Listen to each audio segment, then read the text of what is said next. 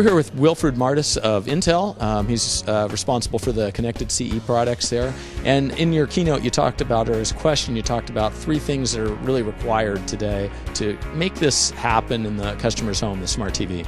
Yeah, so there's a lot of content on the internet. Consumers now are spoiled by HD. And for us to provide a compelling smart TV experience in the home, three things need to happen in the platforms and the infrastructure in general. One is have solid buffering or adaptive streaming technology built into the box connected to the infrastructure.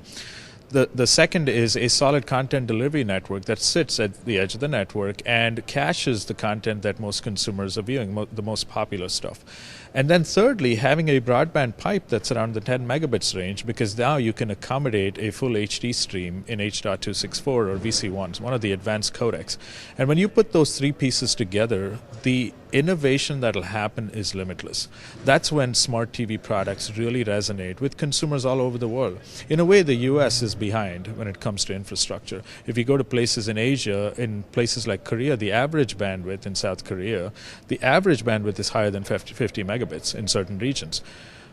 That's when you can build some really cool smart TV experiences. In a way, the US is behind because we are not at that range, at least not in the more geographically dispersed locations. Right? That's where we need to get to. If we get to a 10 megabits effective bandwidth and add the CDN technologies as well as the buffering/adaptive streaming, the opportunities are limitless. Yeah, and it's not just entertainment you're talking about. It's education. It's adding that metadata around content, I suppose. Absolutely. Like I said, the consumers are spoiled by HD video. You can't give them a smart TV experience with standard definition video. So when you're doing usages like learning, you want a high-quality video supplemented with high-quality content. You want a broadband pipe that can satisfy that need and the desire. Yeah, and I suppose with HD, I mean, I shouldn't probably use that term, but the idea of two-way interactive is probably not too far down the pipe, right? It's happening today.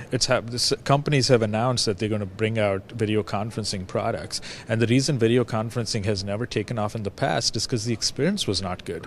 Right? Once you have a broadband pipe that can do near HD, at least near HD quality of video conferencing, and now it feels like you're actually in the room with that other person, as the Cisco telepresence system shows you. When you feel like you're actually in that room, which means the video quality is solid and the audio quality is solid, the adoption is going to happen. Yeah, and it really revolves around having this ecosystem, and then the three things that you mentioned: the caching, the bandwidth, and the adaptive rate.